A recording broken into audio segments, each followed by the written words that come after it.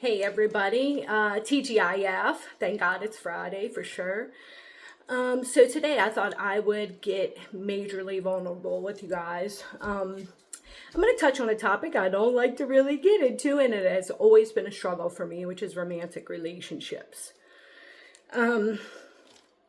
And my life, one thing's never changed, and that's who I am, unless it's, character flaws and different things that I've tried to change for the better through the years. But one thing that's never changed is I'm a giver, and I'm very loving, and I'm kind of a little bit old fashioned. So I kind of like the traditional roles where the male is the head of household and the woman is, gets to be her feminine and nurturing and supportive wife. Of course, I will always work whether I have to or not, just because, I love serving people and helping others. So I'll always do that.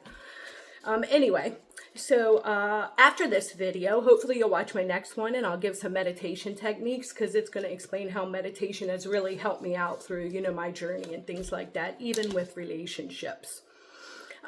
Obviously, if you watch some of my older videos, you know that I have a lot of trauma in my past and things like that I've had to work through from my childhood as well as in my young adulthood. And my relationships haven't always been the most healthy. I definitely hold myself responsible for a lot of that because I can't move on and change and do better if I don't acknowledge the fact that a lot of times I chose for the wrong reasons or chose partners based on my trauma history and things like that. I definitely think a lot of that was due to never feeling safe due to all my trauma starting from a very young age, and as well as, a somewhat emotionally distant father. Although he was very loving, and he did the best he could, he didn't exactly have the best role models either as parents. So anyways, he's worked on that too, and he's an amazing father. So but I definitely think, the prior trauma and that definitely contributed to my life choice and partners, right?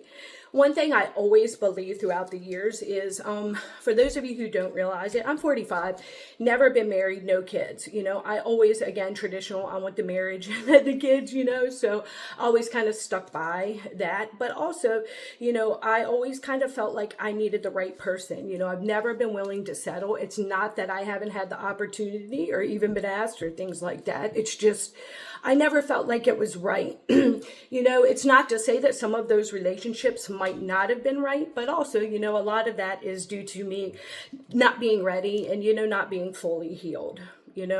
Also, some of my, it's like hit or miss. It goes on perspective because, I get it a lot from my single friends, why aren't you married? Why don't you have kids? And they kind of look down on me or like my life's not fulfilled, but they don't realize that I get so much love and amazing life experiences through helping all kinds of other people, working with children, especially in the juvenile system or at-risk youth. I got to be a parent to hundreds of kids that I'm really grateful for and that I still talk to this day. So believe me when I tell you my life has been very, very fulfilled. So those of you who watch some of my older videos, you know that I've been on a serious introspective journey for about 14, almost 15 years now, when I really started diving deep, pretty much journaling at least once a day or once every 3 days. Again, notebooks and notebooks and notebooks filled of the life of, the past 15 years. Had some great teachers, mentors, friends, co-workers, people in my life. So I always had that fulfillment within my friendships and my co-workers and things. Actually, a lot of times my co-workers are the ones who get to know me most, and they're the ones who end up being my lifelong friends. You all know who you are. Anyway, so what I realized, through these 15 years is, how my trauma was really affecting my choices, my outlook, my self-esteem, my neuroscience and stress hormones then affecting my physical body and my physical health. It's all related, just like we are all related in this whole big universe, right? So I recognized, that due to my prior trauma and abuse, I was always looking to feel safe with whoever I was with. I feel like that's not, well, yeah, because I should be, again, I shouldn't rely on somebody else to provide that, but I always wanted to have that feeling of, feeling safe.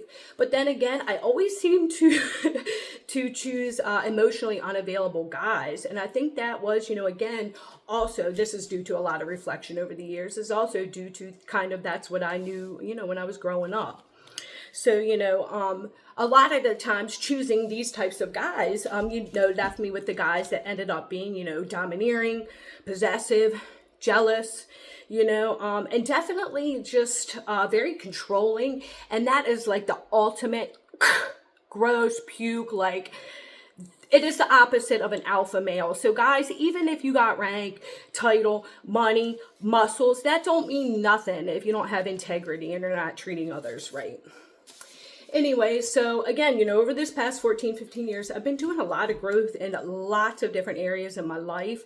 And I'm super, super happy about that. However, one area that I just seemed to really struggle with was my personal, my personal relationships, my diet with my significant others. Again, upon reflection, really, really deep, especially throughout this last 8 months or so, I've realized the type of partners I was choosing and how all of that was based on my past. So with that being said, let's get closer up towards, here most recently.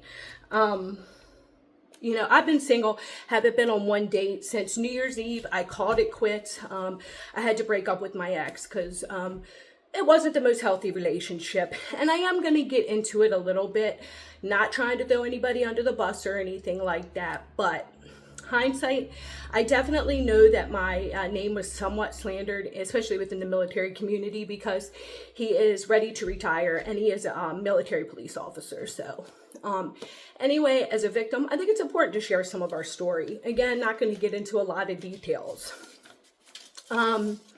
So about actually a little over a year ago, I was at crisis response. The apartment I was living in, my landlord's dad has dementia, and the sister couldn't take care of him anymore, so he needed my apartment to give to his father. So I had to get out really quick. Just started dating somebody that was in the military. Again, this guy seemed very, kind and generous and protective and all of these things that I really, really liked. About a month and a half, 2 months into dating, I had to get out of my apartment. So we figured, we're old. Let's just give this a try. I moved in with him. Before going in, it was, no rush. If things don't work out, have a spare bedroom, you're fine over there, whatnot. Anyways, we lasted from about July to December, and several occasions he met up with his ex and blatantly lied in my face about it. Even went and spent the night with her. Just did a lot of other random stuff, but these are lots of different incidences through that short time. So I finally decided this is not what I want to deal with. So towards the end of this past year, around Christmas time and the holidays and things like that, I just decided to call it off, especially when I caught him lying straight to my face again, and I had to, especially with somebody with trauma, I had to be able to trust somebody, right? So at that point, from New Year's Eve till I moved out the first week of February, my life was complete hell. It was chaos in the environment I lived in. He put a hole in the bedroom door I was living in. It was chaotic. He would come in and yell in my face, scream in my face, bust through my room all the time. And he even turned off the heat because he was going to work for 12-hour shifts, and it was an hour and a half ride each day. So he was turning off the heat in like 20-degree weather. Anyways, needless to say, it was complete and utter hell. He told me I had to get out by the end of the month or he was putting all my stuff out. I didn't have anywhere to go, didn't have money saved up. Meanwhile, I put a lot of money into his home and his office space and the high-tech internet and all that we needed. And he told me he's so not wise that he didn't even realize that I understand that as a police, he has to go get an order and I still have 30 days. However, I wanted out there. Hell, I didn't even want to leave the house because I was worried about leaving my cats there. Anyway, so throughout all this time, I allowed him to slander me, yell at me, spit my face, screaming, intimidate me the whole entire time I was there. And I tell you, meditation is the one thing that completely and utterly grounded me. Through all this, on my birthday was January 29th, and I had went out with a couple girlfriends. I was still living there, but I was going to be out in a week. When I came home that night, he already had a female in his room, which, by the way, has no TV or anything. But she was in his room before I was even out. So anyway, After I got out the following week, I had all these people reaching out to me saying all this stuff that he said that I did, which is basically all the stuff that he did to me, and really painted me out to be a really horrible person. So I just want to share that information because those that know me know that I don't lie and know of my integrity, and they trust that, right? Anyways, let's get back to the moral of the story, because in all honesty, through that month that I was trying to get out, I was carrying heavy boxes because my books are my prized possession. So I probably had 50 boxes of books that I was carrying upstairs from the loft. And he would lay on the couch and laugh at me while I would almost fall down the circular staircase, taking videos and pictures, thinking it was funny, thinking I wouldn't leave. As soon as I was out of that situation, even though all these people are messaging me saying he said all this stuff, he's messaging me wanting to get me back. And what he doesn't understand was I was honest. I was loyal. I didn't talk to my exes.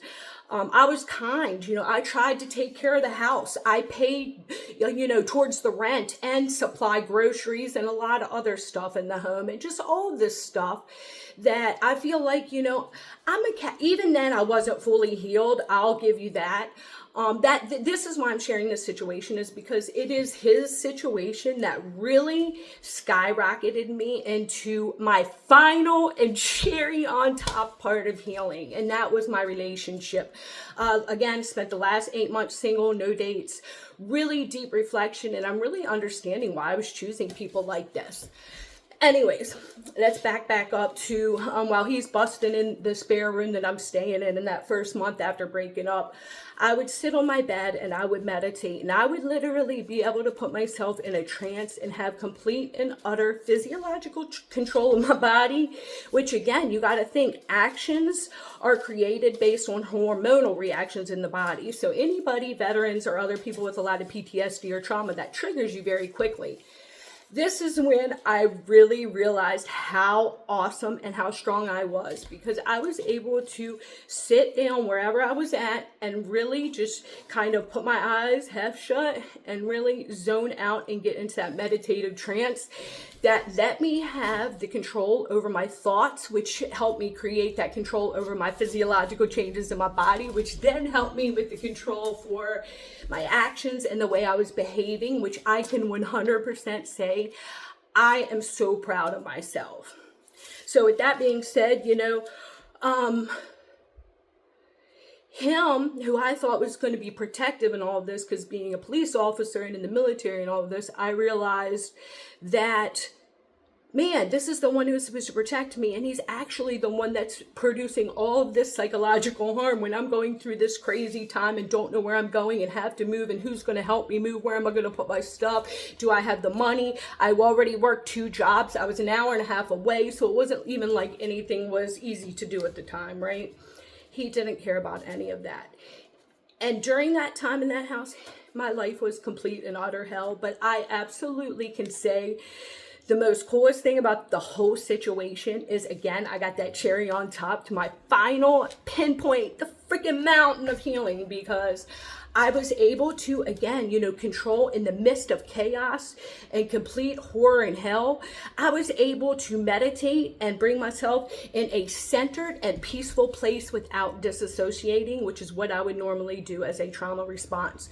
So I was very present and in control and aware of my emotions at the time, but I also felt so much self-control that it was absolutely 100% empowering.